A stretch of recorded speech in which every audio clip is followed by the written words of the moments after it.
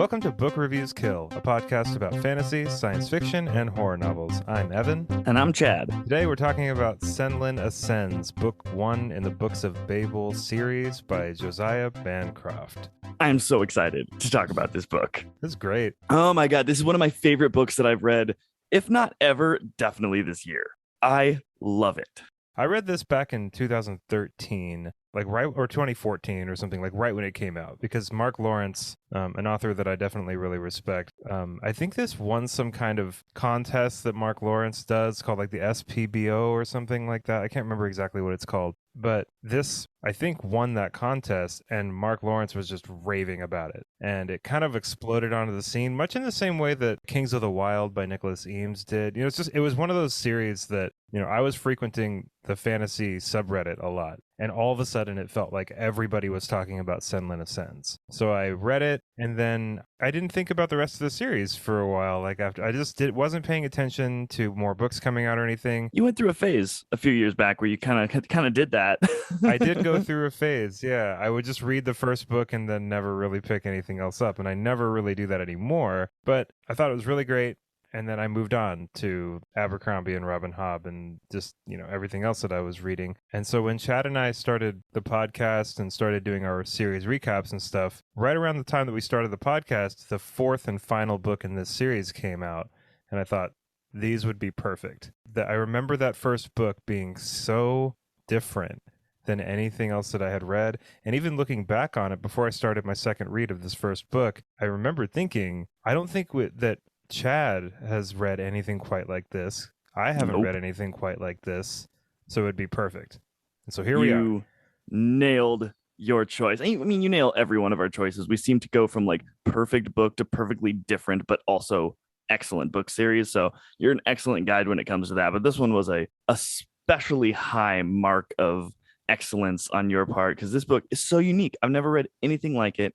I went into it only having your recommendation, which is more than enough. Aww. But I didn't know any of the story or anything. I was like, oh, it's kind of going to be, I knew it had the Tower of Babel in it. So I was like, oh, it's going to be like a historical fiction kind of. And also through sheer coinkydink, I'm reading Mark Lawrence's Broken Empire series right now. Right. What are the odds? I know. Right. And so when I saw on the cover of Senlin, it says Mark Lawrence raves or whatever. I was like, oh, very cool. Well, on the cover, Mark Lawrence says one of my favorite books of all time, which is, glowing praise. High praise. Yeah. Well, I looked it up before this episode. Apparently, I think it's pronounced Babel and not Babel, which I think is an important distinction because I looked it up and apparently Josiah Bancroft had no intention of it. It's not the Tower of Babel from the Old Testament, right? I think it's loosely based on it, obviously, because this is a fantasy book, but he intended it. It's not our timeline, our planet kind of thing. He wasn't going for that. Yeah, so and you can kind of tell as the book moves on, it is a very different world than ours, and there's different rules to things. But at first, I could see in the first couple chapters thinking this is the Tower of Babel from the right. This is a spin on that, and I think he mostly just liked the idea of this tower as the setting for these books, which is an incredible idea. Such an amazing idea. I'm glad you explained that though, because I did kind of think it was the famed Old Testament Tower of Babel that was the centerpiece for this book, but obviously it's very much different. As within chapter 1, our main characters arrive by train. There's airships. However, I did wonder, and don't tell me, but I did wonder and do wonder if the series is going to end with everyone speaking a different language and parting ways. I kind of doubt that. But I don't know, though, because I haven't read. I mean, now you and I are on the same footing, because I did read this a long time ago. And I'm glad I did reread it because, I mean, I wouldn't have been able to. I've read hundreds of books since then and now. So and there's a lot of nuance. Yeah, there's a lot that happens in this book, and you'll all see. Chad and I are going to do the same thing we did for Warbreaker for this episode, where we're going to do just one nice long recap, and it's a very detailed recap as well, because this book just bounces along. There's just one ridiculous thing after another is happening, and there's a really good sense of progression here. Mm-hmm. There's a really good sense that Thomas Senlin has this goal, and things keep getting in the way of Thomas's goal, but the things that keep getting in the way all seem at first, like they're just these random occurrences, but then as the book goes on, and hopefully as the series goes on, a lot of things start to button up, and a lot of things start to make more sense and become much clearer. This is a whole situation. This whole tower is not quite what it seems. And if I may, neither is our boy Thomas Senlin. Yeah, I completely agree with what you said. And progression is the right word, not only in his internal struggles and himself as a person, but also in his literal travel as he ascends the tower. You know, the name of the Yeah. book is very apropos since that's what he is doing the entire book. And I like how you have a cool little map in the beginning of the book, and it kind of shows some of the levels. I haven't even opened the second book yet, but I imagine there'll be a continuation of that map. At least I would hope so. I mean, I'm really curious to see if this thing has a top. Yeah. There's some sort of top level. I mean, because if I was writing this series, I would say, you know, what'd be cool is throughout this whole series, he just keeps getting higher and higher. Right? That's obviously like, come on, that's got to be what's going on Right, here, right. right? Like, it's not going to go lower, and if he does, it's just going to be a setback for him to keep going higher. It's explained very cleverly in the beginning via way of this awesome guidebook that Senlin has with him that gives him kind of ridiculous advice as he ascends the tower. That the tower has 100 stories ish, but nobody knows because if you get near the higher levels, they'll shoot you down. And each level is 100 feet tall. It just ascends into the sky, which is it's just You just can't such see it. an Can't see awesome the top. idea because you get like, I love the exploration factor, and typically you have to like travel and camp and travel and camp, but not this book. You just boom, take a flight of stairs and you're in a whole new realm. Yeah, you're going up. Ringdom. Yeah, I mean, I read some reviews for this, and people seem the most excited about the setting. The setting is one of the most unique settings that I've read in fantasy, without a doubt. And another thing that people seem to really like, and I really do agree with this, is Bancroft's prose.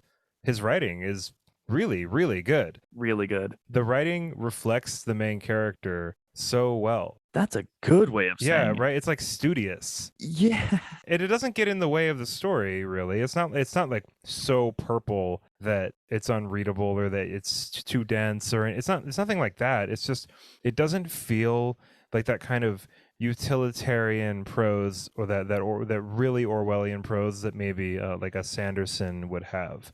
You know, it doesn't, it's not quite, it's a little bit askew from that. It kind of almost feels similar to Catherine Arden's writing. Sentences take a little bit more of their own time, you know.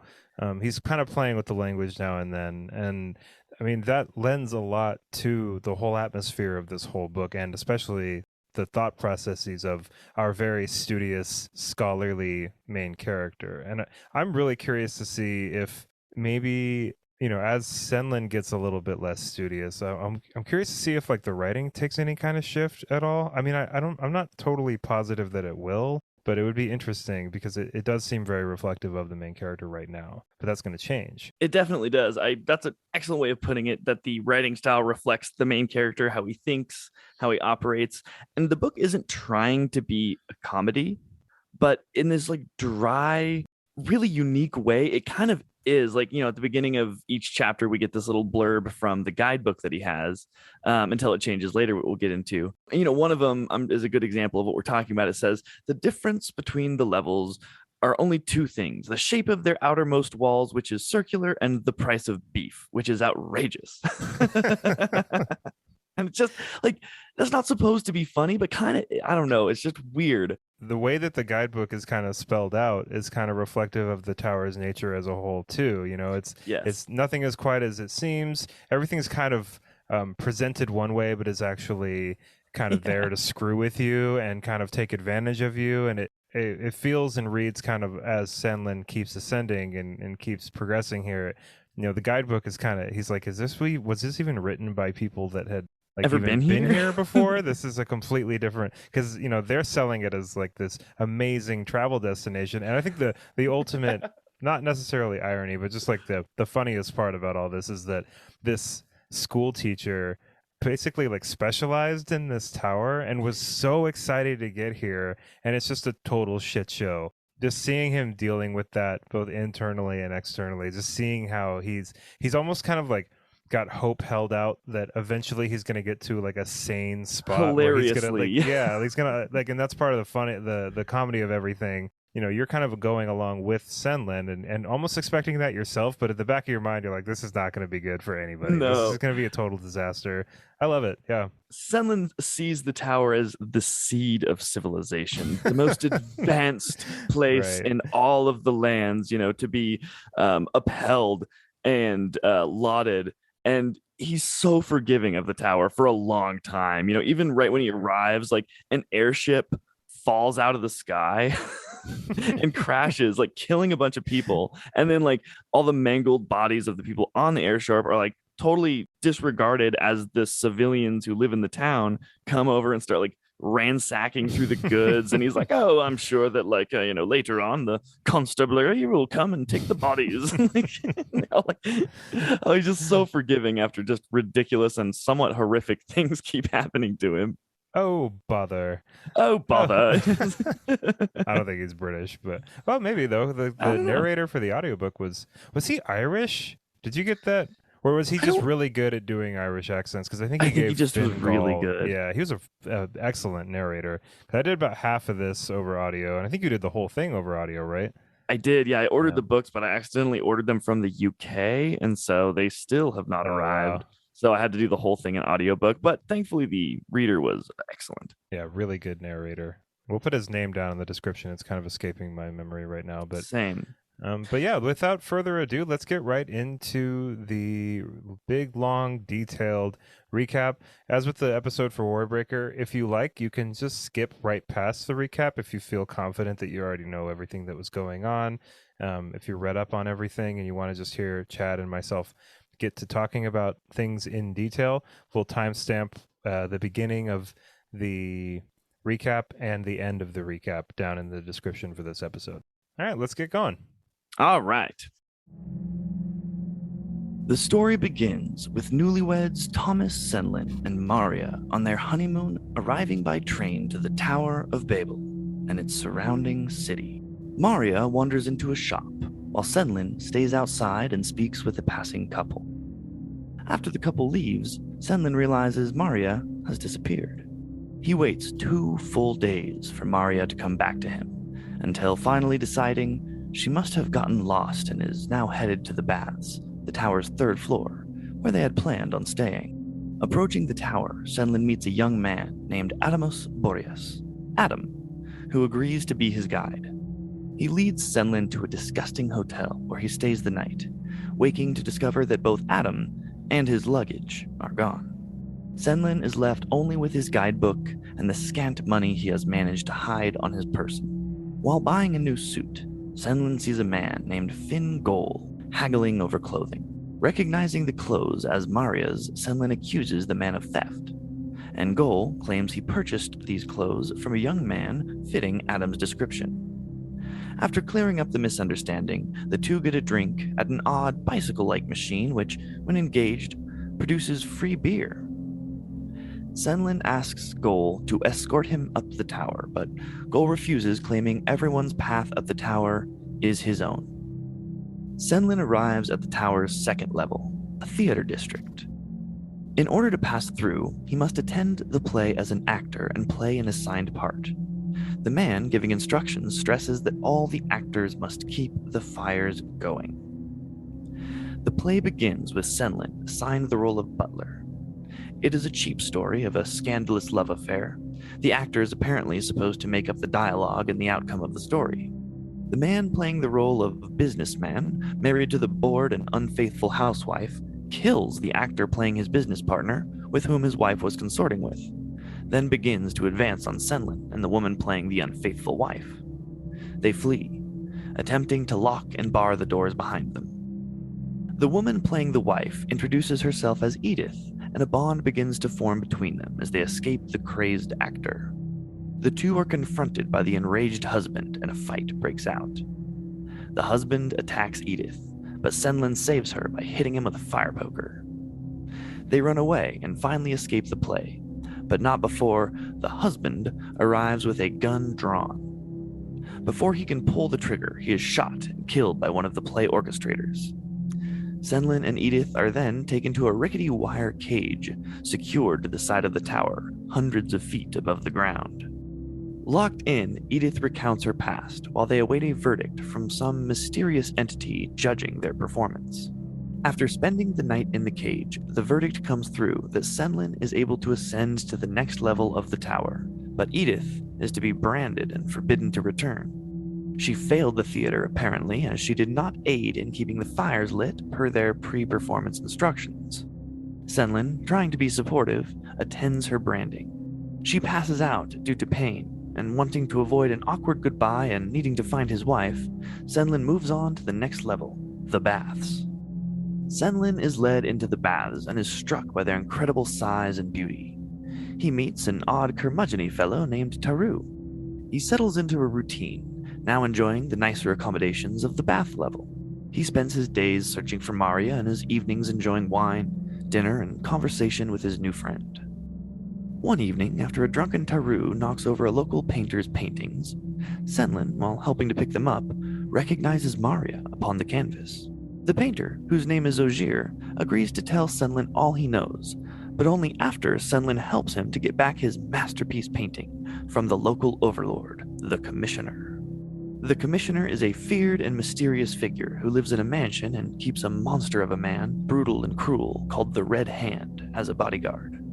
After much scheming and planning with Taru, Senlin manages to acquire the painting after tricking the Commissioner into thinking he is an art expert and can help remove an odor lingering upon it. In the process, Senlin is discovered by a local constable who tells Senlin he will give him 2 hours before informing the Commissioner of his treachery. On his way to meet with Ogier, he comes upon a public hearing of sorts being performed by the Commissioner, telling all that his friend Taru is in debt and is being sent to the realm within the walls, the tower's prison, the wretched souls living in it referred to as Hods. Senlin meets with Ogier, who gives him the painting and one he did of Senlin's wife Maria, and sends him off via airship to New Babel, the tower's 4th ringdom.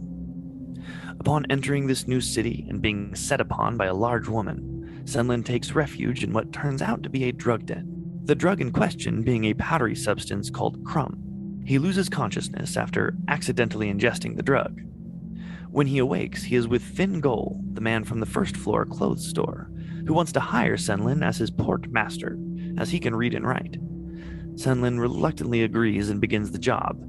His assistant is none other than the young thief Adam, who tells Senlin that he was only operating on the orders of Goal, who has been pulling strings hoping to hire Senlin for this position all along. The Amazon woman, who set upon Senlin on his arrival to New Babel, is named Erin and works as an enforcer for Goal. Senlin begins his new job working as the portmaster, proving a sure hand. He and Adam form a bond and begin planning an escape from Goal. Senlin, recognizing that Erin is illiterate, offers to teach her to read and write if she teaches him to fight. Though stoic and unreadable, she agrees and they begin training with each other every day. Senlin is threatened by Goal, who learns Senlin has given raises to the port workers using the extra money he has created by streamlining port operations. Senlin learns that Adam's sister is working as an exotic dancer, and that Adam is working for Goal so he can pay off their debts and earn their freedom. An airship arrives one day bearing none other than Edith, the woman from the play who tragically lost an arm. But being the one with the brand, she was free to get a job aboard the airship and quickly rose to first mate. She now has a mechanical arm. Senlin plots with her to take the airship she arrived on from the captain, Billy Lee, and use it to escape with Adam and his sister, Volita. Senlin is attacked one night in his room by the Red Hand, who wants the painting Senlin stole from his master, the Commissioner. Senlin is saved by Adam, who shoots the Red Hand, who then flees into the night. Knowing his enemies are closing quickly about him, Senlin's plan comes to fruition in a chaotic eruption of events. On board the airship Senlin hopes to take for himself, Goal, Rodion, the master of a pleasure house Adam's sister works in, the Commissioner, and each of their respective crews all clash in a chaotic tumble of violence. Rodion is shot and killed by Senlin. Goal escapes into the city. The Red Hand is defeated by Edith, who drops him overboard, and the Commissioner and his airship fall into the clouds of a raging snowstorm, their fate unknown. Senlin learns that the painter Ogier likely killed by the Red Hand, was not the original painter of the painting, and that it is sought after by much greater forces than he is aware. Their victory temporary and tenuous, the book ends. Senlin, Edith, Aaron, Adam, and his sister Volita make their escape. Danger nips at their heels, but with their heads held high and an airship to call their own, they ascend, disappearing into the chaos of the snowstorm. So was it just me, or for the first like half of this book, did you have a sneaking suspicion that Maria had kind of bailed on Senlin? Like a little, yeah. Yeah, I did, but then we start hearing about their backstory. exactly. Like her experience, not only with Ogier, but they really did seem to have kind of like an opposites attract kind of real chemistry. Yeah, there, right. so much so that back in their hometown, they were willing to risk the accusation of him having him impregnating her before the wedding because they wanted to rush to the wedding. Though that didn't actually happen, they just wanted to get married fast. It just kind of felt like there was more to her disappearing than her just kind of wandering, because it seemed on my first reading, right, like I'm trying to think about like my mindset the first time I was reading this, and on my first reading, before I kind of got to the parts where it was going into more detail of their history as a couple and then Maria's experience with Ogier and stuff, or at least Ogier's recounting of whatever, it felt like there was some kind of nefarious thing going on where like it seemed like Mario was like this really free-spirited, like much cooler person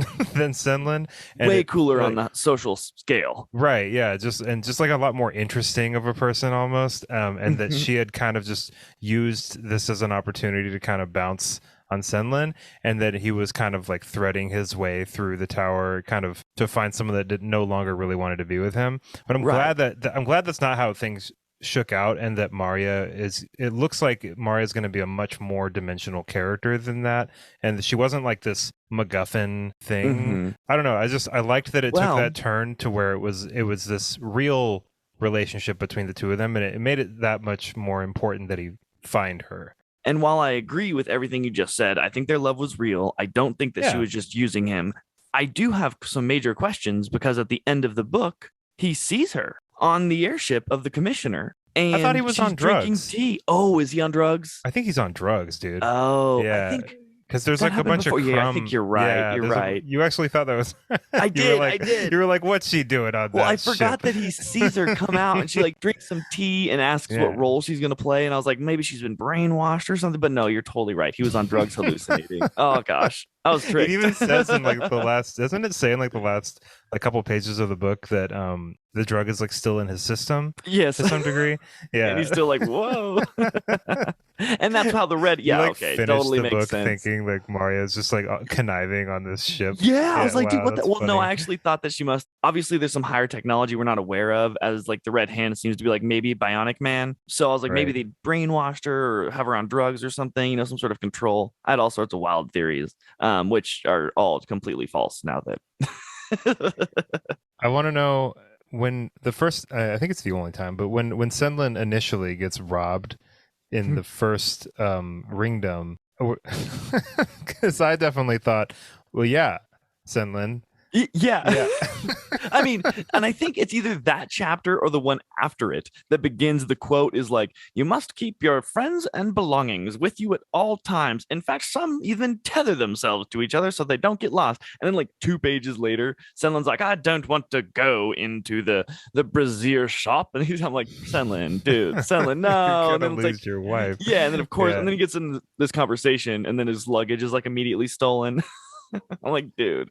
You know, I don't know why I didn't do this before, but I'm going to take this opportunity to look up what a pith helmet is. A pith helmet? That's what Maria is wearing. It's a red pith helmet. So I need.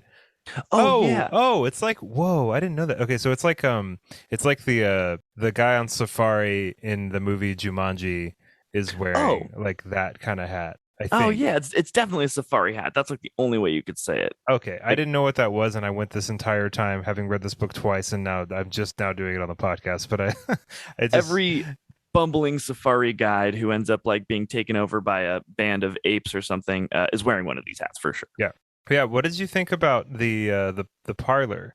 The parlor is the first store. The parlor's the theater. It's like I'm glad the you. second ringdom. Yeah. Okay, I'm glad we're getting this because I was really confused on that. I was like, then the because they kept referring to the parlor. I was like, I'm pretty sure that was the theater, but I didn't know. Yeah.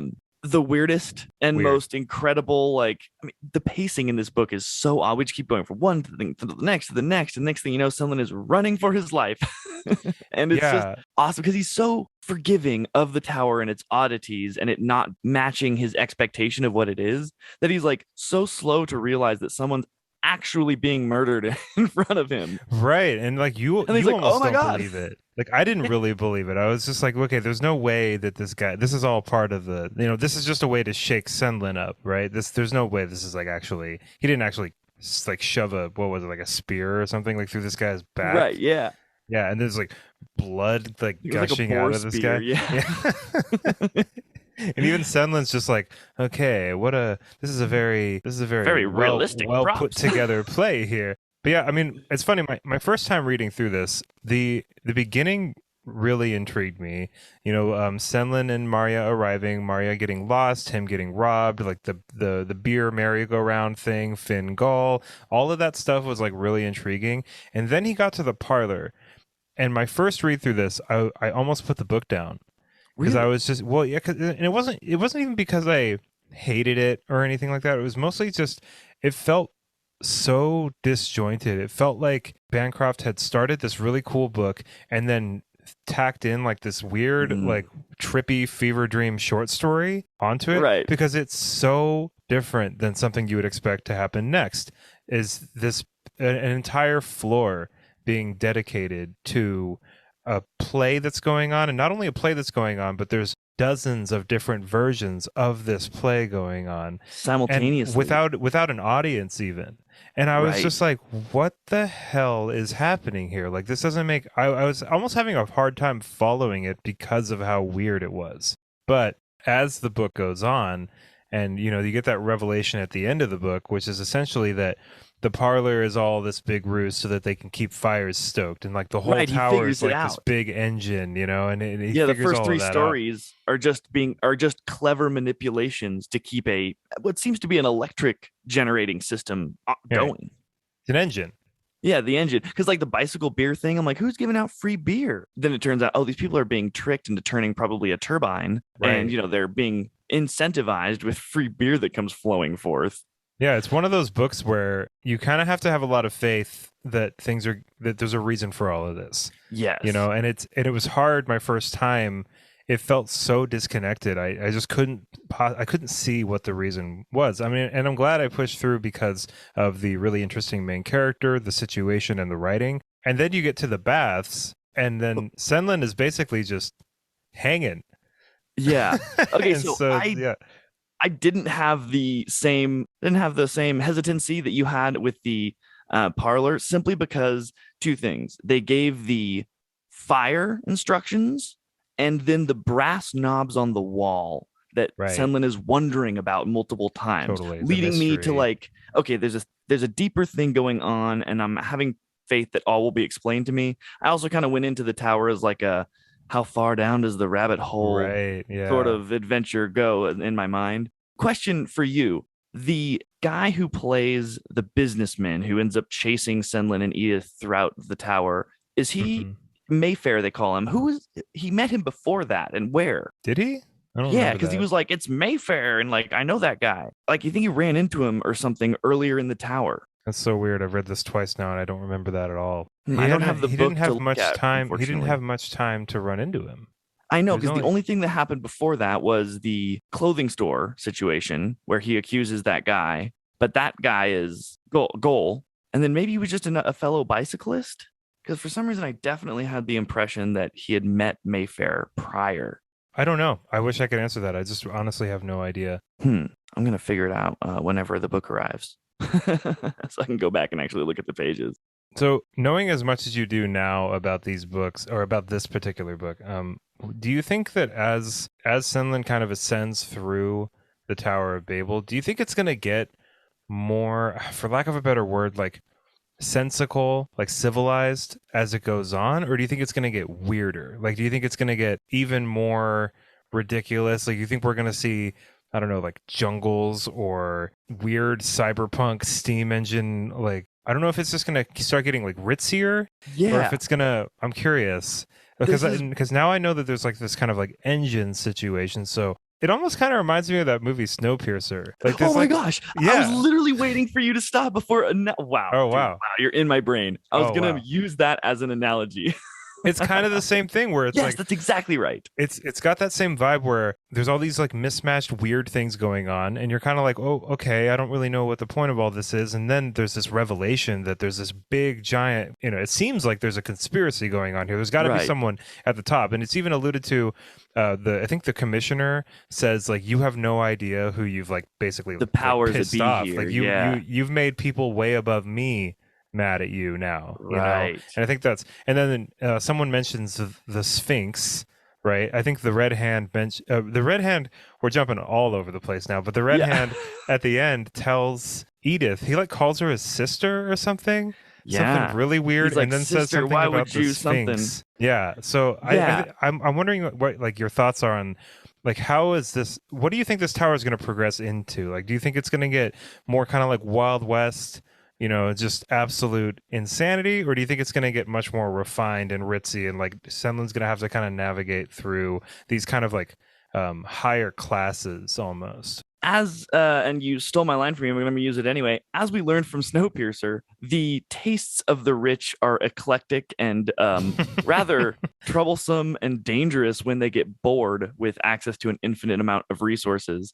I know that And babies taste the best. yeah, I know that They're like babies eating taste the bugs. best. Ooh, brutal. So I think it is going to be certainly not safer, as I think that the rich are going to build. I think it's safe to say that as we rise, the wealth of the general populace will increase exponentially with each level. And so I think we're going to get weirder settings, more dangerous obstacles, Right. and more intrigue as the level higher we, because every level there's like a lord of that level, but he acknowledges that he's not the lord, and I think that's going to start changing a little bit, and that the lords are going to be like, no, I'm the lord, but really there's powers above him and they're going to be fighting. I think we're going to see some like level to level ringdom battles. Yeah, like everybody answers to somebody Yeah, kind of thing. exactly. It's Yeah. alluded to where they're talking about some secret society. The guy who tricks Maria, once Senlin learns from Ogier her story a little bit. The fells or something like that. Yeah, the guy who's basically a pimp. Right. He like finds women, takes them, and then Introduces teaches them them. to Yeah, high yeah, society. yeah, refines them and then Yes. sells them. And which is okay. Side note: she is paying him like 3 marks or whatever their money is per day for his access to the network and him supposedly finding someone who with the resources to help her find Senlin. But he's actually selling her, so she's paying him so he can sell her to make more money. Like, whoa, what a dude! Like that guy is pretty evil. It looks like the ringdom above New Babel is called Pelthia. Pelf or Pel is the name of that, like the guy that's Oh, got it's a the hold. family. Right, the family that's got a hold of Maria. Yeah, because it's alluded to in like the secret society of people that like help people find Buddy, but really are just like rich elites. I love like the beginning stages of us starting a series because you and I could be so wrong I about know, so many things, and but have been. this is the most fun part about it though, is making all these predictions that sometimes we're right on the money, Yeah, but sometimes it's like a completely fucking different I thing know, and I always that we forget the thought it was predictions gonna that we be. made. So I'm listening Yeah, to a I later know. cast. I'm like, oh man, you were so wrong. Switching gears just a little bit here, I have a question. What do you think is up with the Hods? What the fuck? What is all of that? Oh my goodness, That is this what? whole other super dark part of this that's just barely Yeah, touched on a few different times, and it's so weird. it's wonderful. What a cool vehicle for like hellish terror that's happening within the walls around all the time around them Yeah. that we don't get to see. And I think that's going to become, I mean, the last book is called The Hod King, I think it's the right? third. The third. Oh, is it the Well, third I mean, one? the names of these books are really interesting because there's Senlin Ascends, and then the Arm of the Sphinx, which sounds Oh, pretty like That sounds like the kind of maybe the secret society Right. We're going to learn organization about that the you're thinking. Illuminati. And then the Hod King, right? So we're obviously going to learn a lot more about the Hods. And then The the last Hoddom. book is called The Fall of Babel, which Oh. is really interesting. But yeah, So like the Hods thing, like I don't is are they? I kind of wanted to scratch your brain about it a little bit, and like like are they? Are they prisoners? Is it only people that haven't paid their debts? Is it this whole subclass of people for a bunch of other different reasons? That because it seems like they've already got people to power the tower. You know, they've got the people on the beer go round thing. They've got. It seems like they've got everything they need, at least for that specific purpose. But I don't know what use it would be to have like this kind of extreme underclass of people, kind of populating this area. Right. Okay. So a few thoughts on that. I think one, the Hod is obviously a threat to the occupants to keep in line. So there's like this ever over their heads threat of the Hod King becoming a Hod. And then two, I do think that they serve a purpose because it's mentioned by Adam that he's spent some time in Hodland. And Hodland. yeah, and he was like, there's cages of starving women, like the things that I've seen. People will pass out, will die from hunger and thirst, and then their bodies and their bones will become part of the floor as Hods Right. shuffle over them. So there's like a lot of movement mentioned in relation to the land of the Hods. So I think that they're like couriers, maybe moving things up and down the tower, like resources and stuff. Interesting. That might be one of the most intriguing things to me It's about so all of cool. this is, and I think that one of the things that lent so much to that intrigue is it was barely talked about. Barely. Right. And it's so there's only like so there what there's like that part where like Senlin and Taru are talking in the baths and they see this guy basically be Right. Tyra's turned like, watch into the a Hod. show. Right. And he's like, "Hey, don't forget to pay your debts." Right. Now, an Pay your interesting thing debts. happens in that scene. Just to start off his hellish torture, they bring him a barrel of coal.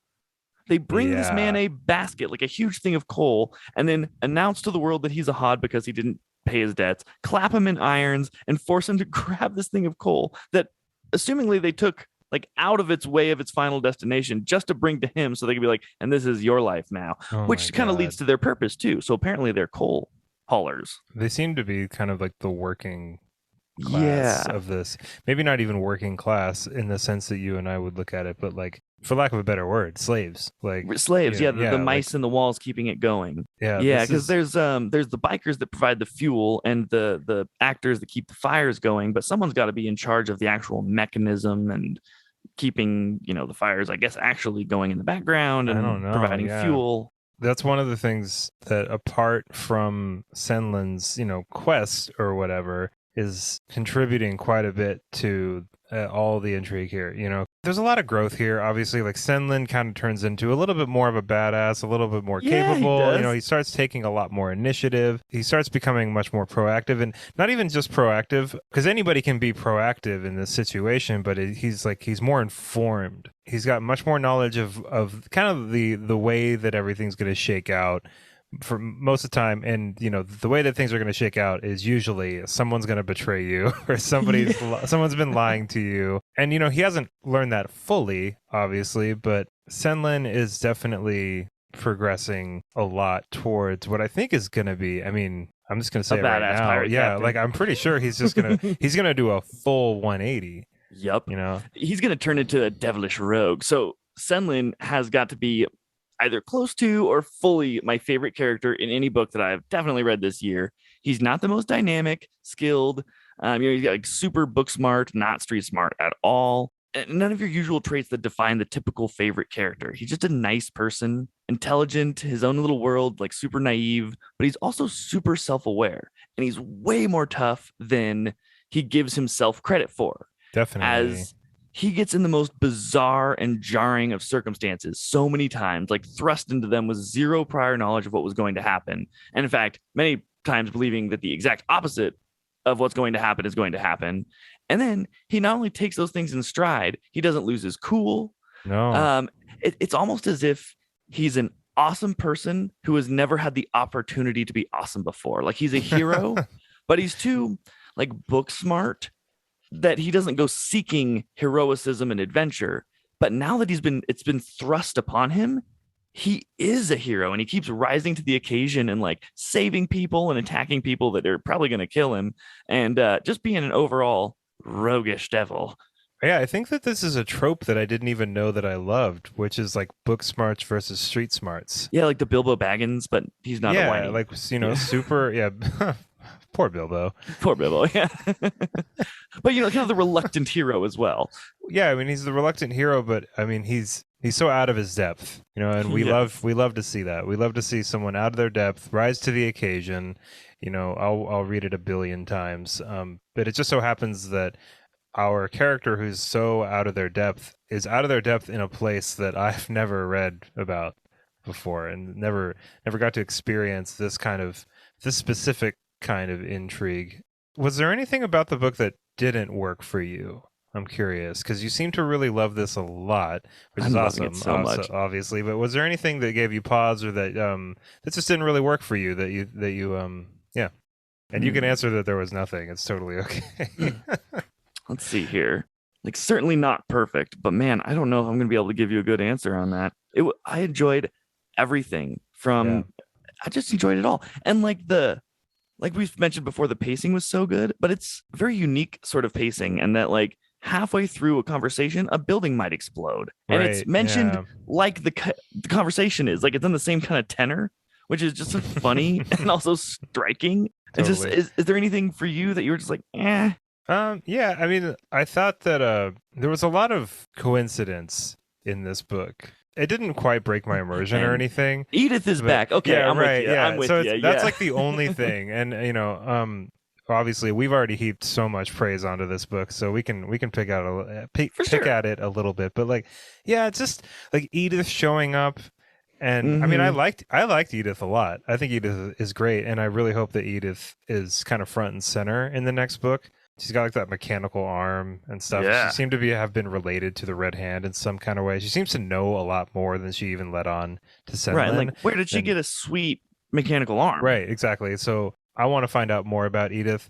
I'm not saying that I'm not happy that she's now kind of in this, but Senlin's just he's making this plan and he tells Adam, we need to find a ship. We need to find a ship. We need Yeah. to find a ship. And then Edith shows up on like this perfect airship, Yeah. just Ba-boom. ripe for the taking. And then not only that, Senlin sits down with Edith, and Bancroft tries to write it out like she's super hesitant to work with him and stuff. But it's like this, No, she's not. like yeah, it's like this half conversation where Senlin's like, we could let's get out of here, and Edith is just down, like super.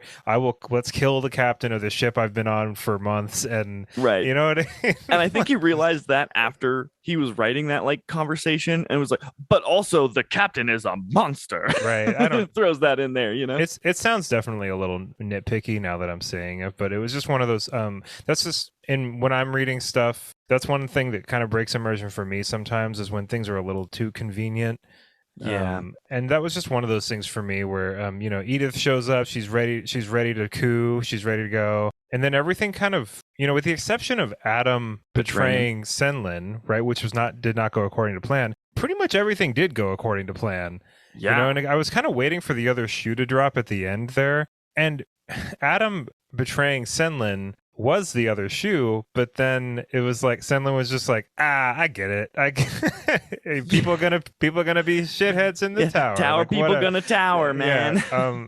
But that was like my only real. I mean, I think that as much as like that kind of convenience seems a little weird to me, the way that it kind of sets everything up for the second book, I'm really happy with and really satisfied with. So I'm not even like it's not even like a bad thing, but it was just something I noticed where I was like, huh.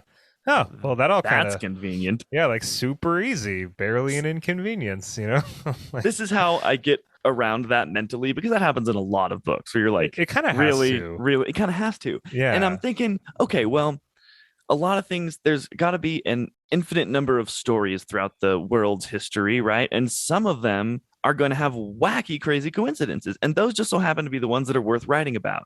So it's like, yeah. compared to all of the stories that have ever happened, it's not that unlikely that one of them would have a crazy number of coincidences that are very helpful. Yeah, and That's what I put in my brain whenever I that think that happens. that's a good way of rationalizing it. I And mean, that's why it's we're reading about it, because it's a remarkable story. yeah. I think remarkable is a really good word for it. Where it's very remarkable that Edith would just show up right on time.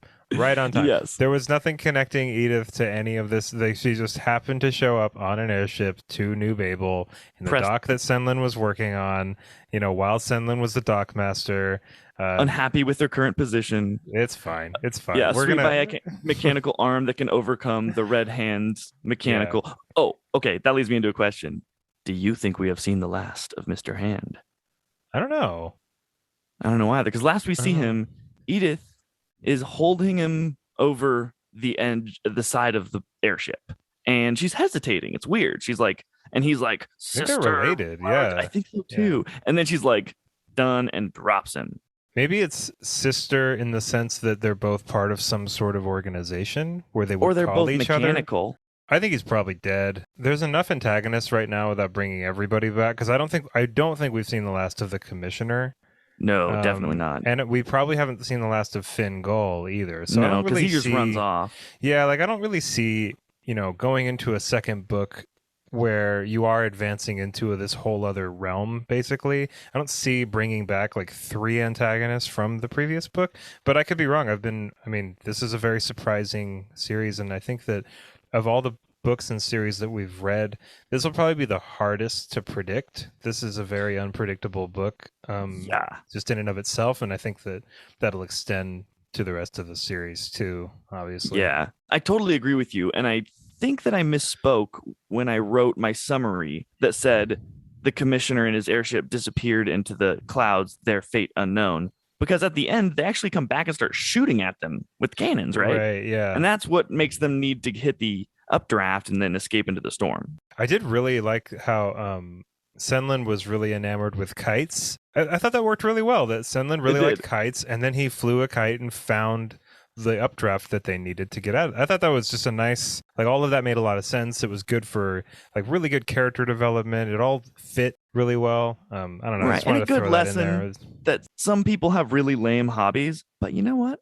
Maybe they're for a reason. There's no such thing as a lame hobby. Yeah, exactly. Exactly. One day I'm gonna be 65 in a basement with trains. You just watch. Dude, I've seen some train sets that were like They're pretty cool. pretty impressive. I just want to confirm. So Maria wasn't actually pregnant when they got married, right? I don't believe so. No. Okay. I think that would have been on Senlin's mind. Yeah. You know. I wonder how she got through the play. Is that mentioned at all? I mean, from the way that I thought about it, I mean, because she must have, right? Yeah. I mean, maybe not, but probably she had to go through the same process that Senlin did. I mean, I basically was under the impression that Senlin's situation with the kind of like axe murderer guy in that situation Mayfair. I thought I was under the impression that that was kind of an outlier situation. Like that's not the norm. People usually because even when Senlin's talking to one of the guys in the parlor, he's like excited about it because he's already done it, and it seems like it usually kind of goes according to plan for the most part. Senlin just had bad luck. Yeah. And how lucky for Senlin to be paired up with Edith too. Just saying. Right. And not to, also one of those like coinkydinks, and I was like, I did give a little eye roll too, is when he finds the book being scratched out weirdly by the post person, and that book is explaining a like occupation within the tower of basically it's a how-to guide to steal women and sell them. Oh yeah, that was really I was like, weird. oh, he just finds the answer of what happened to his wife. There you go. Also, why was that person scratching out the words? I don't know. That was really weird. I think that might come back. That was a very small. There's so many like tiny little hints that are littered out through here, and I'm wondering like how much of this whole series Josiah Bancroft had figured out, or because that's a very specific thing, is that you've got a guy sitting there crossing out all of this stuff, and then like it's like not only is he crossing all that stuff out, but he's very okay with giving it to Senlin for like whatever. Like you remember I found that like, to be very odd. yeah. Someone's like, I'll give you an extra copper, and he's like, okay. Gives it to him. It's like, man, he was like actively Like if you don't Yeah. like a book, you would just throw it away or destroy it or burn it. That was But weird. that was really weird. That was really weird. When the commissioner comes at the very end in his airship, before boarding their airship, he takes out an airship called the Golden Finch. What's that all about? I Whose have ship no is idea. that? I don't know. It's just like mentioned because he like flies in and the cannon is just going off and just wrecks the airship right next to them. But I think Yeah. purposefully. I have no idea what that was about. I mean, Okay. that could have been an accident. Or maybe he The just wants to show up with a bang. the ending was really chaotic, and not in a bad way at all. But there was a lot of things happened. I listened to it three Like, times. yeah, a lot of things. Yeah. Yeah, and I've read this book twice, and I'm still like, I could give you a pretty good explanation of everything that went down, but there are definitely a few things I was like, wait, what? Yeah. What? Okay, It's pretty clear. Yeah. It is pretty clear after you get it all, after you kind of Yeah. unravel the tapestry a little bit. Okay, so Senlin's plan is actually really brilliant, but Yeah, it is. he smuggles this fake box on board the ship that he's planning on taking over, and he puts a bunch of the drug crumb in it, hoping that it's kind of be his last defense booby trap. When someone opens it up, thinking that the painting will be inside, they get acided and go on a crazy mushroom trip, and then he can They like get overcome dosed. them. Yeah. Yeah, they get dosed. But how did he get the box onto the ship? Because they like bring How it did he from get him, the hold or box onto something. the ship. Didn't Adam put it on the ship or something? Maybe, Or I don't know. Like That's a really good Edith might question. have. Because I remember they're just like the captain who had got a tip from the pleasure house that he was at that Senlin created to make him say this, was like, I got a tip from some lady this morning that you are wanted by the commissioner and that you have some precious cargo. Let's bring forth your box. And that's what starts the whole thing. They bring forth the Right. box. They're just about to open it, and Senlin's like panicking because he didn't want it to be opened yet. And then that's when Rodion shows up with all his men, who Right. also Senlin planted a tip with. Yeah, I mean, I thought that was really cool that Senlin had gotten to this point where he realized that the only way to really get ahead in this tower is to kind of like pit people against each other. He and, plays the game. right, he plays the game. And I thought he did it in a really, really brilliant way. He's using these people's greed and like overconfidence against each other. It's great. It was a Yeah. great way to round out this book and then simultaneously round out, I mean, at least start rounding out Senlin's character. You know, he's Yeah. not as trusting anymore. He kind of starts getting it. Like, this place is not Mhm. very forgiving. This place it'll spit you out. You know, if you're Everyone not has on top of a it. objective that's hidden, or their own what's the An word I'm looking ulterior for? motive. Yes, thank you. Okay, another question I have. When Sorry, I couldn't answer your who put the box on the ship question. That's No, a pretty they're really specific specific. question. I was like, dude, I don't know. That's like a sentence. like, bro, I haven't like studied this book. Yeah, it's okay. Okay, so another question I have is when Senlin gets smuggled out by Ogier onto the airship and goes to New Babel, is that the next tier up? Because Yeah. all the other tiers, he just goes like up the stairs. I mean, they are 100 feet. Yeah, okay. Right? So it's like, but yeah, I think it goes. There's like there's the market, which is kind of surrounding the entire thing, and then the skirts are where the airships kind of crash and like rocks fall down and stuff, and then there's the basement, which is where he gets robbed.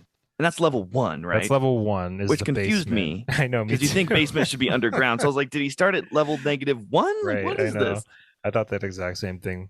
But then the parlor is, all the is the all Theater. the theaters and stuff, and then the baths, and then New Babel is on top of the baths. So in this whole book, he's only going up to I guess technically the 4th, or I guess at the very, very end, he's probably past the 4th. Right, he gets sucked into the 5th or something. That's got to be quite the climb up the silks that Adam hung for the Red Hand to climb up. Like, holy cow. Yeah, the Red Hand was really, really neat. What was he up with was like that neat. weird red hand juice, like that? And I think Edith has a little bit of that too. Yeah, it what mentions was she has that some sort of stuff? liquid or something.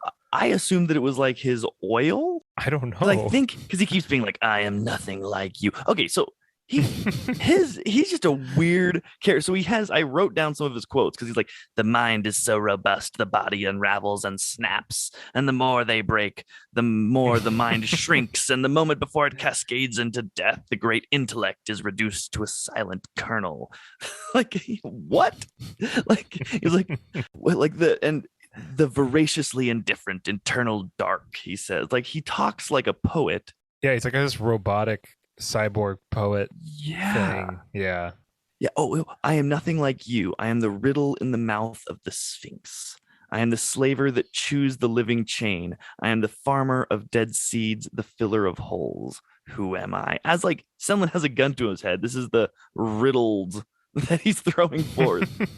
Like, who uh, are you? I think That's a we'll. great question. I think we might end up looking back on what this guy has been saying later on, because it's maybe I think when I was reading that stuff, it sounded like hints being dropped for sure. Yes, because I've wondered a lot of the time, like, how is this tower fed? Is there like a couple levels dedicated to agriculture? I don't know. I think that might be something that we see later, and maybe it trickles down. I don't know. Yeah, There's a lot. This book actually really for me seemed to, and for you it seems like too, raises a lot more questions than it answers, which makes sense because there's four of these things, right? I mean, this is a lot of setup here. This whole book serves right. And like, who to built set this? everything up.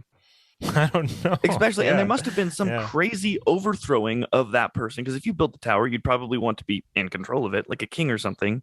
But now the tower is bifurcated into all these different levels that apparently are controlled by different rulers, kind of. I don't know though. I don't know though because it sounds to me like from I'm basing a lot of this on what the commissioner said, right? The commissioner that was a really key line when the commissioner said, "You've upset, you've angered people that you don't even understand. Like they're way above me." It Right. seems like there is kind of this chain of command type thing going on here. Like the arm of the Yeah. Sphinx, the Hod King. Like there seems to be a whole structure here that we're just not clued in on that the commissioner probably was, and maybe even to an extent Finn Gull. I don't know, we're gonna find out. Right. He when someone's talking to Senlin, telling him about I think it's Ogier, talking about the Piths. Is it the Pith, the guy that takes Maria, the Bizer? Is it Pith? It starts with the P. Pelf, yeah, something like that. He says, and they're a really ancient ruling family, and they have a lot of towers, or they have a lot of ringdoms in their pocket, is kind of what he alludes to. Also meaning that some are not in their pocket,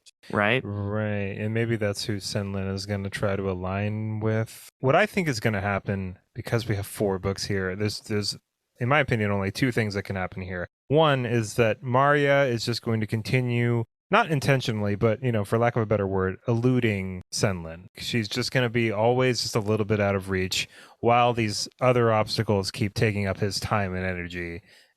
Or he's going to catch up with Maria. They're going to have some sort of reunion, and then she's going to kind of like join whatever crew this seems to be, or fellowship, or whatever you want to call it. I'm kind of more in the former camp. I think that Maria is going to be. I don't think we're going to really see much of Maria till like the 3rd or 4th book. Maybe personally. a flash. Maybe, but yeah. Which I thought we got. But I think apparently he was just hallucinating. Yeah, I mean, like I think as this series goes on, Senlin had this initial fascination and kind of misguided specialty in the tower, and I think that maybe, like, I don't know, maybe he becomes the actual guy on top. It's been his life's work. It would be fitting for him to be that guy. Maybe. Yeah, I don't know. I don't know. I think he's going to become. I think he's going to get hotted, and then, yeah, obviously lead a revolt. Ooh, Red Rising style. Yeah, Red Rising style. Yeah. I also have to laud Bancroft. That's the author's name, right? Yeah, Bancroft. Yeah, and I'm struggling without the book, so I don't have that visual, that I totally. always lean on. But I laud his explanation and also just funny, quirky beginnings of the chapters. He just gives these little nuggets of funniness or maybe insights by way of the guidebook that Senlin has. Mm-hmm. And some of them are like really clever, some of them are really telling, and others are just like kind of philosophical statements. Like one of my favorite ones is he says, "Up is not a straightforward direction," and it's a literal reference to the airships that go up the tower by way of slowly rising around it from the updrafts, and then also the stairs that take you up, but not in the literal direction up. And it was kind of one of those lines that made me pause for a second and ponder. Like, it's really saying that sometimes in order to accomplish a goal or just generally do anything, sometimes you have to take a direction that is not the way you think that the goal lays. And that while you're not going towards your goal, that doesn't necessarily mean that you aren't geting closer to it. Yeah, that's beautiful. And I liked, yeah, it was beautiful. Chad. I was like, that was cool, Like, nice I like that. Just like, thanks. I have a quote here too that I really liked. Okay, hit me. It is easier to accept who you've become than to recollect who you were. I think that's great. I think that says a That's lot. good. I know that's kind of sums up. It's like the place that Senlin had to land mentally to be able to carry out this last series of events. Right, Like because there's a sense of like loss when you grow. right. And Senlin doesn't want to be a bad guy. He never did. He never did this No. entire time. Like he's never there was not a bone in this guy's body that wanted to hurt somebody, that wanted to shoot somebody, that wanted to betray anybody. He just wanted To to get the his wife back. He wanted to go on vacation. That's all that right. this guy wanted to do. You And I know? mean, before And that, even to the annoyance of the whole town, he just spreads knowledge, even though yeah, they hate him for it, just because it should be done. right. And the tower is the real villain here, like this whole situation, the villains that people become because of the circumstances that they're in here in this tower. Everybody's fighting over each other and fighting over resources, and people are constantly stabbing each other in the back here. People are constantly robbing each other. I mean, that was a really good tell and a really good example of the nature of this place that Senlin is not even entered yet, when he's down in the skirts and that airship crashes and everybody just swarms on it like a bunch of ants.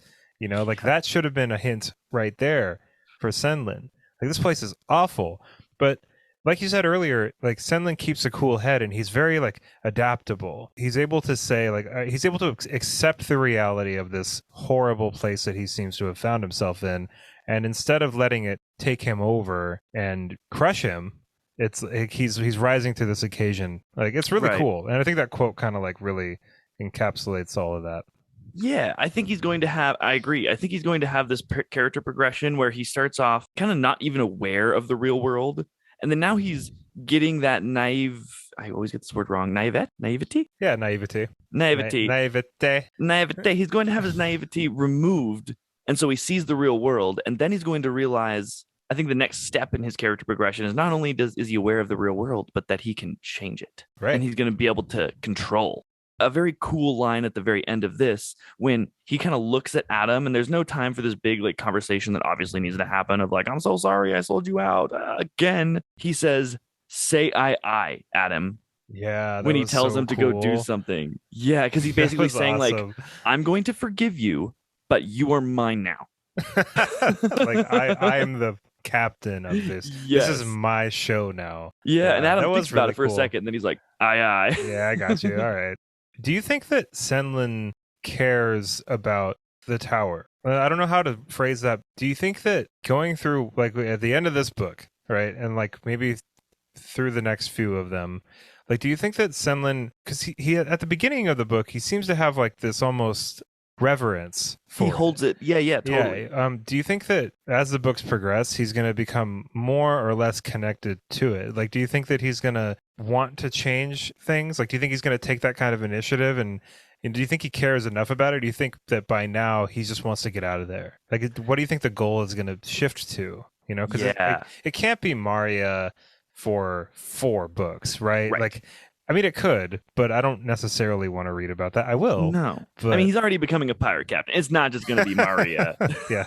So I think his relationship with the tower will evolve just as I think his character progression and how he views the world will be. He's seeing, he thinks that what he's holding it high, he sees that it's actually not that. He accepts that. Then he's going to go about changing it and try to make it into the high thing that he was holding in reverence. That was the right word. So I think he's going to try to make the tower become what he wanted it to be once he realizes the power he actually has in the world and that he is the person that can enact that power. Yeah, I agree with that.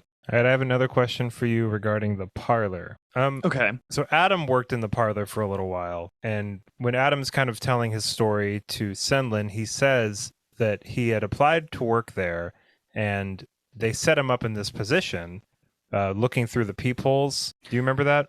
Yeah, uh-huh. And so at the end of a few months of him doing that, they give him this ledger, and it says like 16 meters or something, and he thinks that's how much they're paying him, but actually that's how much he owes them for having been sleeping in the parlor and eating food right, or whatever, room and whatever board, lodging there. Yeah.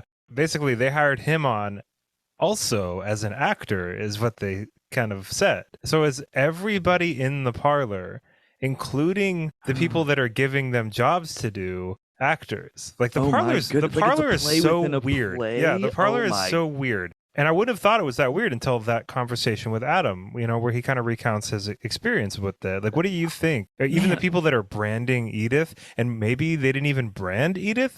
Was Edith an actor? Like, I don't know. That was Right, because all so Senlin. weird. Okay, yes.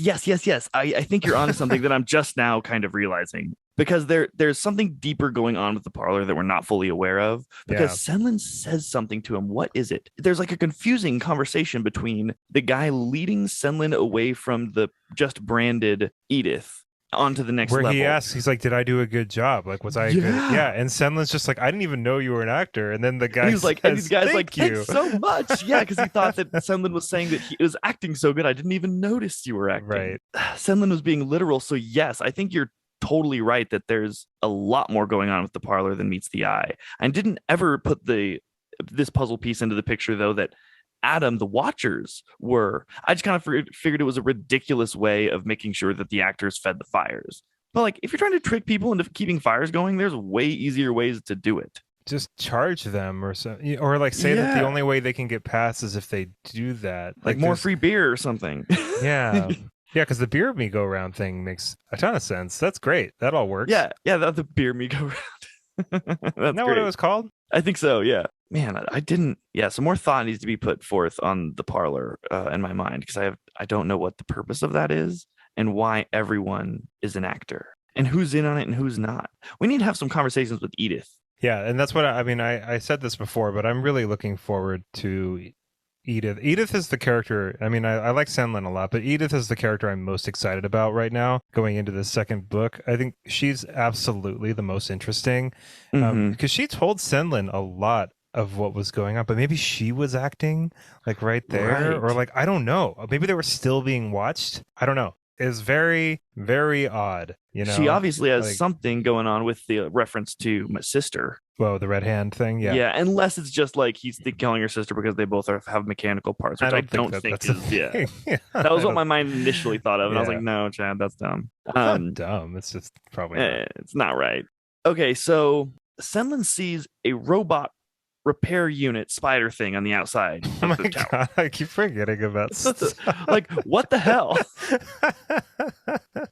Right? Oh my god, yeah. It's like there's so much weird shit in this book that I Yeah. forgot there's a giant mechanical spider that's like constantly crawling along the Repairing the cracks and stuff. But also, when he gets to the tower, not only an airship falls, but also a huge block of tower. Yeah. And Adam mentions like, Yeah. it happens. And Senlin's kind of like, no, it's still being built at the top. Nothing could harm my magnificent tower. And apparently there's some sort of chaos happening up there. Do you think the spider like periodically just chucks off pieces of rock into the Maybe. skirts? And it mentions the rock sizes is the size of a barn. Like, it's a huge piece of rock.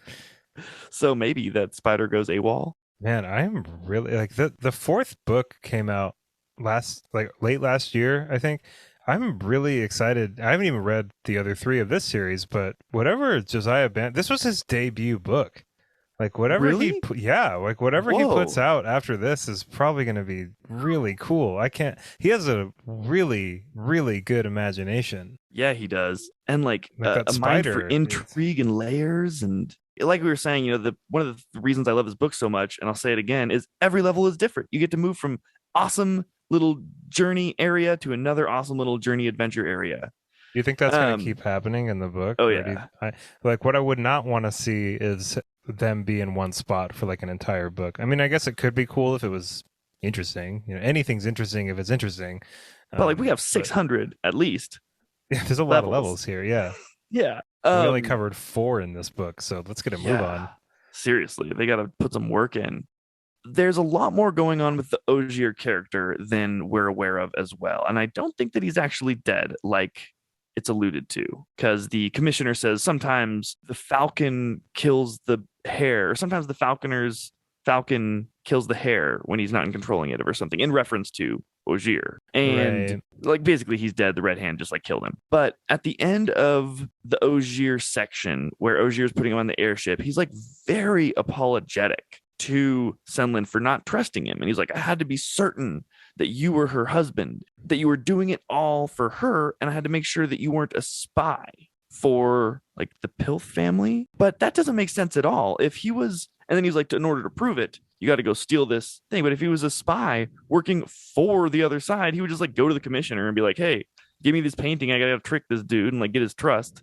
And I'm like, I don't know. It's like a ridiculous way of trying to prove someone's trustworthiness. I think I know what you're asking, and I feel like I can't really answer it without having read a couple more books, honestly. Because I think that there's just factions. Oh, yeah, I don't think we have. I think there's just factions at work. There's so many more things at play here than the first book in the series. Whenever we read it, I feel like it's mostly just you and me saying how cool it is. Yeah. But there are a lot of predictions we can make, obviously, and one of those for me is that there are just a lot of different. As I said before, there seems to be this kind of more official, definitely the most in power chain of command, but there's got to be some sort of the rebels faction to the empire kind of situation going on here. What I'm wondering is how cohesive, and I don't know if I'm using that word in the right context here, but like, do people like being here? That's what actors were giddy. Well, what I'm wondering is like, okay, so, and maybe you could answer this for me. Is the tower specifically a tourist destination, or is it specifically like, are people living here? This is their home, because it doesn't seem like a very cool place to live, right? No. Maybe it is for the people up at the top, but I mean, like, what's up with this village that Senlin was from? That place seemed pretty chill. Like, why not live in? There are other people from different villages too. And I mean, and I guess you could kind of ask, like, I don't know. It's like New York seems like a pretty shitty place, so why do so many people live there? And it's like, well, because it's New York. It's like it's like the center, the seed of civilization, or whatever. Like, so, I mean, I guess I can understand it, but I just haven't seen really any hint of anybody really having any kind of attachment to this place or feeling like they making a life there. You know what I'm saying? Yeah. Yeah. Well, I think the tower is designed and controlled and manipulated as a tool to suck people in forever. Like, everyone we meet seemingly is like from somewhere else. They came visiting, hoping to stay for a little bit or check out the wonder. Right. And then something happened, corrupted either left. Them. And they never left. So I think it's kind of designed. So no one wants to be king of a graveyard sort of thing. So they're like sucking people in so they can use them and take their resources and then eventually slave them, maybe. How very, very relevant. Yes. Did you notice that the commissioner's airship is named the Ararat, which is the name of the mountain that Noah's Ark lands upon when the waters recede after the Great Flood? That's really interesting. Yeah. I wonder if we're going to find, I mean, because obviously, like I said at the very beginning of this episode, like, Bancroft is not intending for this to be the Tower of Babel from the Old Testament, so he claims, but I don't know. Are we going to see some more stuff like that, do you think? I don't know. Okay, here's another one. Okay. So Senlin puts this is a question and a notice. So Senlin, I think, puts a sleeping agent in the bottle of liquor he gives to Christoph, the like policeman who's watching over him while he's doing the supposed desensing of the painting, right? Right. I think he gives him sleeping pill or something, because he gives him like brandy, then he falls asleep. Yeah. Enabling him to do the switch. Yep. Pull the old switcheroo. And we never actually learn what the painting is of. Yeah, we do. It's a girl staring at like a lake or something. Oh, really? Yeah, it goes into a little bit of detail. Okay. Yeah, because Senlin goes to like that weird party. He takes Toru to that, which, by the way, I really liked Toru a lot. Me too. He's not the last we've seen of him. Yeah, I mean, not the most likable at first, but, he comes around. He's a pretty stand-up guy for the most part. Totally, he does. And, like, his situation is, pretty similar to Senlin's. Mm-hmm. But anyway, like, Toru and Senlin go to that party, and then Senlin sees the glass and kind of describes, like, what it is. Okay. Well, the painting of Maria is different than the painting that the commissioner wants. I just want to clarify that for everybody. Like, there is like a kind of like half nude bust of Maria sitting on Ogier's like patio or whatever. That's different than the painting that the commissioner wants, which is different than the copy painting that Ogier There's like technically like 3 paintings like being mentioned. No, so I just want to clear all that up. I'm glad you did, because that was a thing that struck me for a little while, and I came to the same conclusion as you, but I was like, wait, are they the same painting? They want Mario? No. Okay, well, when they're leaving the guard, and I wrote it down because the guard looks at the painting and says, why does the dwarf walk on water? and then Senlin leaves. Like, what?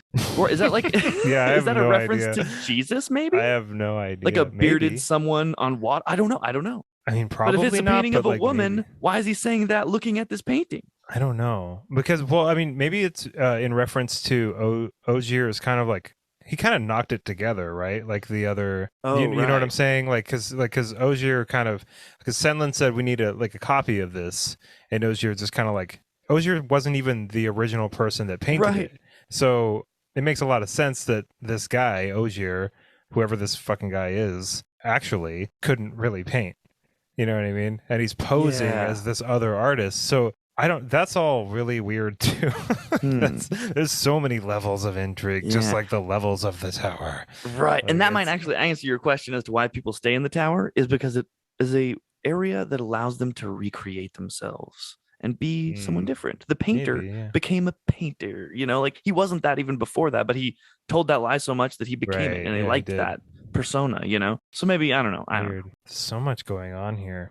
I know. Like this There's is so many not little your hints that typical I'm like like, yeah. This is not like your boy in a village needs to go vanquish the Dark Lord kind of book. yeah, no, not even kind of. Which I do want to read at some point on this podcast. Like I am I thought we were cool gonna with get it. that with Lycanius. Yeah, me too. And then nope. Nope, big fat nope. Big fat Uh, no. I mean, we'll find something like that though, for sure. Yes. One of my takeaway lines that I'm definitely going to use throughout the rest of my life is impossible. Professors cannot be running late. The sun must be running fast. Because I'm late Yeah, you're late constantly. to everything. I don't have a good Yeah. line. Now I do. The sun must be running fast. Yeah. I'm going to say that so much. People are going to be like, oh my gosh. It's like one of those things that my grandchildren will take away. Like, Grandpa always says. It's going to be that. The sun must be running fast. And your boss is like, Chad, you were supposed to be here at 9. It's 11:30. Right. Like, I'm going to Like- fire you if the sun runs fast again. You might... I've found that Chad time is basically non-existent when it comes to this podcast. You're on it. You're right here. I try. I really Yeah, try. you're doing great. Good. Yeah, I feel bad sometimes. I'm like, I'm setting up, and then I get into conversation with my roommate or something. It's like, dude, does it take 15 freaking minutes to set up your laptop? I know. I actually have been sitting here on an empty Zoom call playing my Switch for like 20 minutes before. I always alleviate my own guilt by thinking, well, certainly he's playing a Switch or reading. So Yeah, I'm usually reading or playing video games, and I then love you how come when I in read and the I'm at a good summary- part. I know. Yeah, I just love how when I start reading the summary, you're like, I'm gonna go get my Switch. It's gonna take forever. Yeah. What are you playing? I'm still playing Breath of the Wild. Hell yeah. There's another quote that I think is just another good takeaway one that we can all use is Teru, Senlin's friend, refers to Senlin as an all-weather friend. Ooh, Like a fair weather fan who only likes it when the team is succeeding sort of thing. an It's like all-weather friend. an Yeah, all-weather friend. I was like, ooh, I'm going to use that. Like, all-weather friend. Cool. that's what you are, Chad. Yeah, that's what you are too. Ah, stop. You're an all-weather friend. We'll see. I know. That's I've already really- been through good times and bad times with you. Not that you were the cause of them. No one take that away here. Just like, life events. And Evan's been there for me always. So many. So do you think that the tower serves a kind of purpose outside of itself? Like for the greater world? You know what I mean? Like that was kind of my question at the end of this when I realized it's like when Senlin said this is an engine, I thought like is this a bigger deal to the wider world? No. You don't think so? No, I think the Okay. engine is for the upper levels. And I think Okay. much like the actual Tower of Babel in the Bible, it is built as a applause to man's own glory. To look what we have done. We Okay. are almost gods because we can build a tower reaching into the unknown heavens. But then by it's a thine statement of own arrogance. hubris. Yes. By thine own hubris. I like saying hubris. It's a good word. I It's a use really good that word. whenever I'm playing Dark Souls, or like Elden Ring or whatever, because I get kind of cocky if I haven't died for a while. Oh, you know? right. And then when I die, I'm always like, by mine own hubris. By mine own hubris. And it's probably some like little like pissant like Right, but side that dude, is like that's how you die in those games, is you get a little cocksure, and then all of Absolutely. a sudden, like, just took a few too many swipes, now you're dead. Something I just thought of that I wanted to bring up. Did you know? I'm sure you noticed halfway through the book, the guy he loses the guidebook, and then the next chapter Yeah. is starting quoting himself as the new He's writer. reading, yeah, his own journal. Yeah, What was it? One man's guide, one man's travails, or something like that. yeah. Something like that. It was a really cool name and appropriate and much more honest than the previous Yeah, guide. I think it was a really good kind of, letting the reader know that Senlin has kind of abandoned his previous like ignorance and Suppositions, yeah. right, yeah, he's kind of like this book is not hasn't helped me this entire not If one time. anything, it's just led Like, him wrong. but it's funny because there are some nuggets in there too, Mm-hmm. and it's I don't know. It kind of reminded me of, and I kind of mentioned this in one of our earlier episodes, and we kind of touched on this book. Is It kind of reminded me of like the Hitchhiker's Guide to the Galaxy, like the actual book, the Hitchhiker's Yeah, Guide, where it's kind of like this. it's There's, a very good comparison. it's a very like informative book, but it's also a little tongue in cheek sometimes. It's not quite as extreme as in this book, but it's almost like there's a distance between the person reading it and the book. Like the book is not necessarily Yes. like this companion guide. It's more like it's its own like personality. It's like its own thing, and it's like Yeah, it's well not said. necessarily super helpful. It's not necessarily super like harmful, but it's not In fact, sometimes it's even making a joke towards the naive. right. The humor in this is, it's not quite like Pratchett or Douglas Adams or anything, but there are just these kind of just wacky, like whimsical, but very, very witty and sharp moments kind of littered throughout Yeah, this book witty that and kind of sharp is good. yeah, it way to kind of put gives it. me the same, there's some like kind of Pratchett moments or some even like Lewis Carroll kind of moments did kind of remind me of there's some Alice in Wonderland kind of like vibes going on here. I bet Um, you Josiah Bancroft would be an awesome guy to get a beer with. yeah, I think so too. I think Except he'd have all the good lines. You'd be like, dang it, man. yeah, I know. I really want to get him on this podcast, but he doesn't seem to be on any social media platform No, he has at yet to all. respond to Like, my email. really, man? Yeah. What But a I have not failed yet. So I right? will get Yeah. you, Josiah. I will get you. Hey, we got 4 books. We got some time. I got some time, yeah. Maybe he'll listen to this episode. Yeah, and be like, wow, they really discovered so many things and had so many insightful things to say. Yeah, right. He even knew the error rat thing. Wow. Yeah, or Have he's to gonna amaze him say, with our wit. "Wow, I don't want to talk to these guys because they didn't figure any of this out. They had this entire book. I littered all these hints through, and they made all the wrong predictions about everything. Why are they even running a podcast? Right. What is wrong with these guys?" Get an email back. It's going to be a big coincidence, me not coming on your podcast. Shucks. sorry, Josiah. Hosiah? Is it Josiah? I don't think it's Josiah. I think we're distancing ourselves even more. Oh, that's from funny. I him. think it is Josiah. I'm wondering now, like that we've had like this snippet of conversation. Like I don't want to see Senlin get too far gone. Like I'm already getting a little bit protective of him.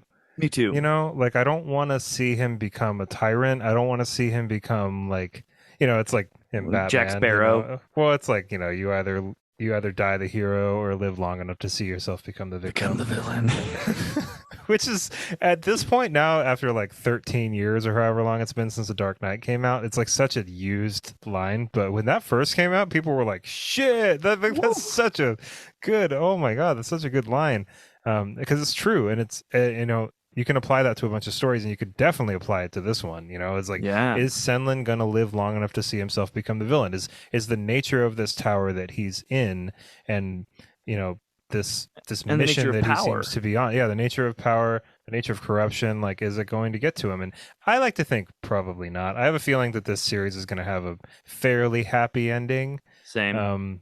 But the last book is called The Fall of Babel. So will Senlin fall with it? I don't know. I don't think so. I think me neither, Senlin, yeah. as he discovers himself and his own power in the world, I think he will be faced multiple times with decisions on how to use that power. And he might even choose bad a couple times. Right. But he's so self-aware and so quick to heap guilt on himself for many times other people's own decisions and actions that I think he'll stay, generally speaking, on the path of the good. And at the end, he will have changed himself and the world for better. Well, we will definitely find out in book 2, which is called The Arm of the Sphinx. And Chad and I will be doing an episode on that really, really soon. Definitely look out for that.